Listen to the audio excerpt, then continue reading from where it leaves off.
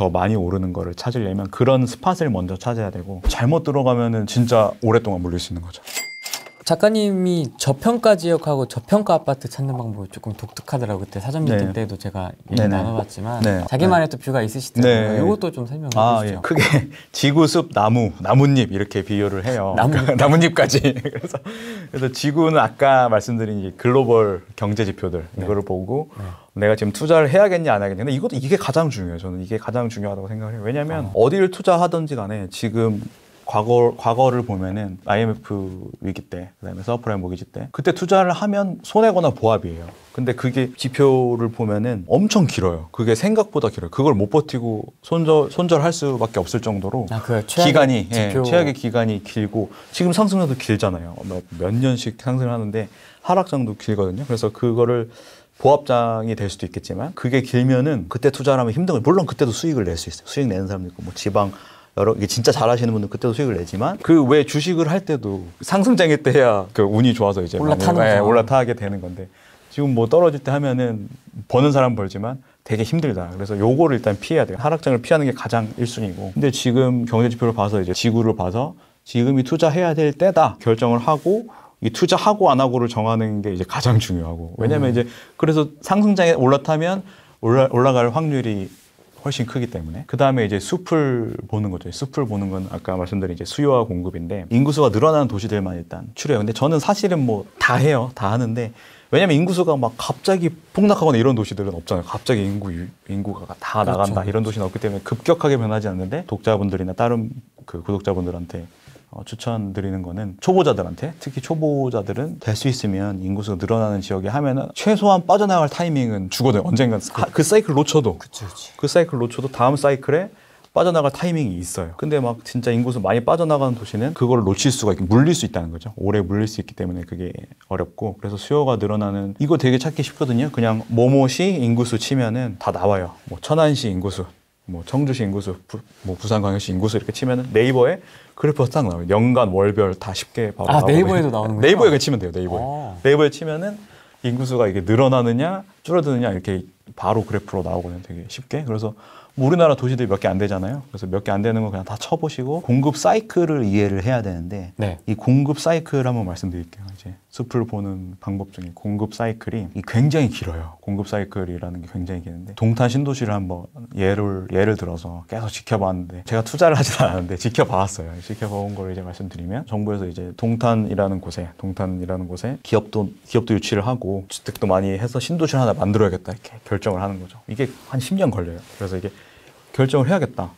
그러니까 여기다 해야겠다 해서 삼성도 이제 들여보내놓고 건설사들한테 이 땅에다 다 인허가를 내주는 거죠. 인허가 실적이 나오면 건설사들이 이제 돈을 벌려고 그때 이제 건설을 하겠죠. 그다음에 분양을 합니다. 근데 문제는 생각하는 게 다 똑같잖아요. 회사들이 생각하는 게 똑같고 사람들이 다 생각하는 게 똑같기 때문에 물량이 한꺼번에 나오는 거죠. 다 동시에 분양이 되는 거죠. 그러면 입주 물량이 뭐 몇천 세대, 몇만 세대가 한꺼번에 이제 사실은 이게 나눠서 해야 되는데 이 1, 2년 사이 뭐 5년, 3년 사이에 확 집중적으로 하니까 물론 삼성이라는 기업이 있지만 인구수가 조금씩 유입이 되는 건데 그러니까 기업이 있지만 뭐 다른 데서 출퇴근을 하다가 점점 이렇게 유입이 되는 거잖아요. 그래서 이거를 한꺼번에 소화를 못 시켜요. 그래서 한꺼번에 소화를 못 시키기 때문에 그때는 동탄에도 지금은 집값이 엄청 비싸지만 미분양, 악성 미분양 이런 게 엄청 많았어요. 미분양 엄청 많았죠. 그때는 막 세금 혜택까지 주는 막 그런 미분양도 있었어요. 그때 잡으신 분들 진짜 대단하죠. 몇 채씩 잡으신 분들. 그래서 미분양이라는 거는 분양을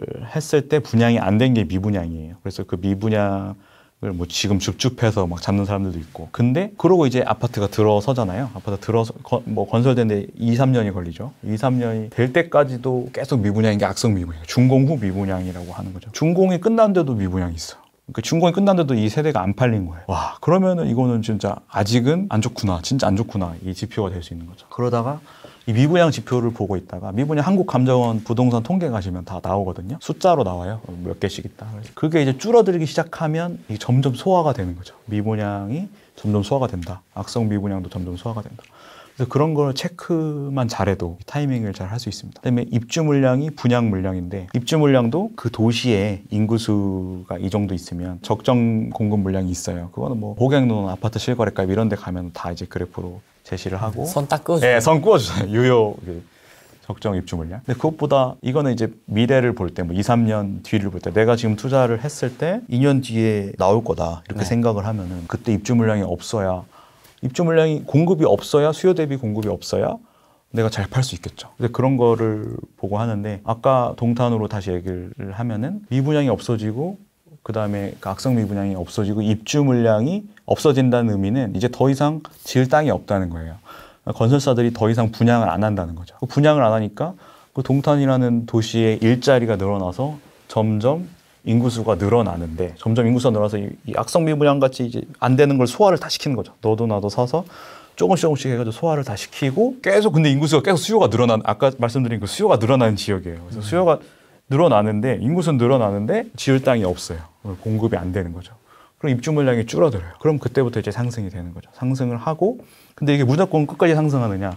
아니죠. 인구수가 계속 늘어나면 이제 집값이 오르잖아요. 막 동탄이 막 10억 넘고 막 이러면은 건설사들이 또 눈이 돌아가죠. 왜냐하면 옛날에는 뭐 3억, 5억 하던 게 그때는 이걸 했으면 그 남는 돈이 이거밖에 안 남는데 이게 10억 넘어간다? 그러면은 많이 남네. 많이 남으니까 어떻게든 하려고 하는 거죠.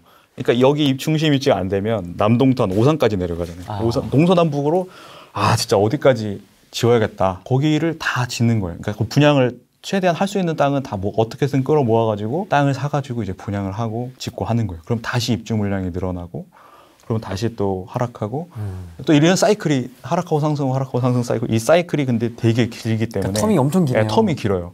텀이 되게 길기 때문에 이거를 잘못 들어가면은 진짜 오랫동안 물릴 수 있는 거죠. 근데 이제 투자자 입장에서는 입주 물량이 줄어드는 그 타이밍, 딱 그 타이밍에 들어가는 거죠. 제가 7에서 8개 그 구간으로 나누는데 입주 물량이 줄어드는 미분양이 줄어들고 입주 물량이 줄어드는 딱 그 타이밍에 들어가야 2, 3년 내에 그 수익을 보고 가성비가 좋은 거죠. 그러니까 가성비가. 물론 미리 먼저 막 물량 많을 때 먼저 들어가신 분도 있어요. 그러면 수익률이 더 높을 수는 있겠지만 내가 이거 버텨야 되잖아요. 버텨야 되니까 그렇게 해가지고 이제 수요와 공급을 보는 거예요. 그러니까 공급 사이클을 지금 설명을 드렸는데 공급이 줄어드는 지역을 들어간다. 이게 숲입니다. 너무 길었죠. 그래서 좋습니다. 그래서 수요와 공급을 보고 숲을 보는 거고 이제 나무를 봐야 되는데 나무는 이제 어떤 단지를 그 지역에서도 어떤 단지를 선택하냐. 그렇죠. 입지 이제 그 세부 지역에서도 입지. 도시를 선택했으면 예를 들면 내가 대전광역시를 선택했다. 이게 타이밍이다. 예를 드는 거죠. 지금 뭐 많이 올랐지만 거기서 어디를 가야 되느냐. 물론 당연히 대장을 가면 좋죠. 대장 가장 비싼 지역, 가장 입지가 좋은 지역 가면 좋은데 보통 거기는 투자가 많이 들어요. 지방이라 할지라도 많이 들기 때문에 여력이 많이 되시는 분들은 그런 거 하는 게 당연히 맞는 거고 근데 뭐 그게 다 안 되시는 분들이 많이 있으니까 저도 그렇고 그래서 그러면은 어디가 좋느냐 어디가 가성비가 좋냐 이거를 따져야 되는 거거든요. 저는 이제 순환주택을 투자합니다. 그러니까 순환주택이라는 게 뭐냐면 아파트가 원형 구조를 가지고 변화를 해요. 그래서 아파트 빌라 이런 게 결국은 오래되면 구축 아파트가 있습니다.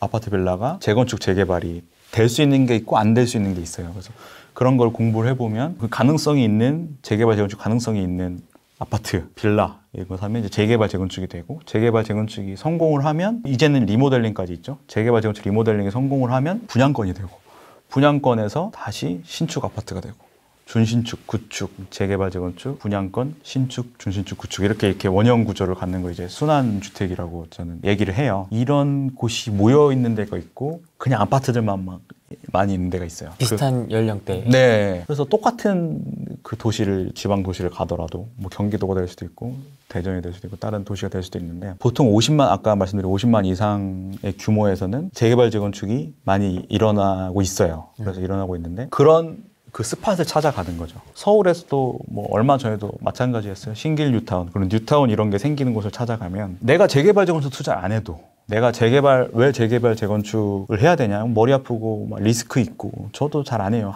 하긴 하지만 저도 많이 그 주력은 아니에요. 근데 이거를 안 하더라도 결국은 알아야지 내가 비교 평가를 잘 할 수 있어요. 변하는 곳이는 결국은 변하는 곳인데 그 주목을 받고 그런 곳에서 이제 인프라가 다 바뀐단 말이에요. 그래서 뭐 새 아파트가 생긴다. 그러면은 적어도 그 주변에 상가도 바뀌고 도로도 다 새로 닦이고 그럼 내가 아파트 투자를 하더라도 얘 옆에 있는 아파트를 투자하는 게 새로 바뀌는 뭐 재개발 재건축 비싸서 내가 못하면 이 옆에 있는 아파트 똑같은 구축이라도 이걸 해야 얘가 얘를 보고 따라간단 말이에요. 같이 따라가는 거를 저는 너무 많이 봐왔어요. 서울에서도 봐왔고 지방에서도 봐왔고 이게 어떻게 보면 확률을 높이는 거죠. 내가 수익률을 높인다고 생각을 하면 돼요. 그 똑같이 당연히 대세 상승장 오면 뭐 대전에 대세 상승이 왔다 그러면 뭐 다 오르지만 그 중에서도 내가 투자한 거 대비 더 많이 오르는 거를 찾으려면 그런 스팟을 먼저 찾아야 되고, 그렇게 순환주택들이 모여 있는 곳에서 이제부터가 더 디테일하게 들어가는 건데, 분양권이랑 아파트랑은 다 이제 가격이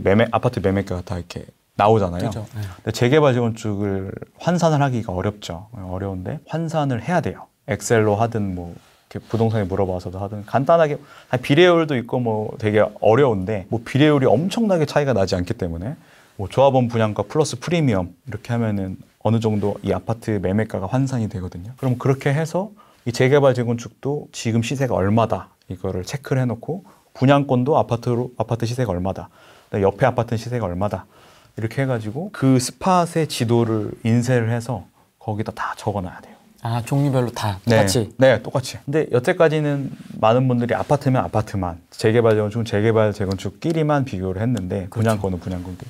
근데 요것들을 동일선상에서 비교를 해야 돼요. 그걸 해야 힘들겠지만 그걸 해야 이제 수익률을 더 높일 수 있는 거예요. 그래서 이런 것들이 결국 주거니 뭐거니, 왜냐면 이게 저도 광명에서 해본 건데 매년 달려요. 2019년, 2018년, 2019년, 2020년 뭐가 다르냐? 투자해야 되는 상품군이 다른 거예요. 광명시 똑같은 광명시를 선택하더라도 2019년에는 재개발이 2019년 1분기에는 재개발이 엄청 저평가됐어요. 왜냐면 재개발 가격이 아파트 매매가로 환산했는데 구축 아파트 수준인 거예요. 이게 신축이 될 건데, 이게 또 왜 생기냐면 규제가 막 들어오니까 무서워서 막 던지는 매물이 생기기 때문에, 이 심리 때문에 이 재개발 재건축 리스크가 큰데 막 이번엔 재개발 재건축 그 규제가 왔어. 그럼 얘가 확 떨어지고, 다음에는 분양권 규제가 왔어. 그럼 분양권이 떨어지고. 근데 요거를 미리 공부를 해놓으면 2019년으로 돌아가면은 재개발이 엄청 쌌어요. 그 다음에 지금은 또 그게 아니야. 재개발이 지금 올랐어. 그럼 내가 광명시 재개발해야지 하고 광명시를 가는 게 아니라 이렇게 다 해놓고 뭐가 저평가되어 있는지 모르잖아요. 지금 분양권이 저평가될 수도 있고, 신축 아파트나 구축이 저평가되어 있을 수 있어요. 재개발 분양권 신축이 다 이렇게 치고 갔어. 구축이 아직 안 갔어. 그럼 구축이 저평가되어 있는 거죠. 매일매일 바뀌기 때문에 그거는 계속 체크를 해야 되고, 내가 그 사람마다 투자 타이밍이 다 다르잖아요. 그 돈이 들어오는 타이밍도 다르고, 그러면 그때 딱 집중해서 뭐 많이 할 필요도 없어요. 그 주변에 그렇게 조사해 보면 그렇게 많지도 않아요. 그렇게 많지도 않기 때문에 그거를 이제 딱 이렇게 조사를 해놓고, 그다음에 시세만 전화만 한번 돌리면 되잖아요. 아니면 그 답사를 가서 부동산에서 시세를 다 적으면 작년에는 재개발이 저평가였는데 지금은 뭐 예를 들면 구축이 저평가네, 아니면 신축 아파트가 저평가네, 이렇게 될 수 있는 겁니다. 그렇게 해서 저평가된 상품군을 하나 찾는다. 그래서 그렇게 해서 하는 게 이제 저는 디테일하게 나무를 보는 거다, 이렇게 이제 정의를 했습니다.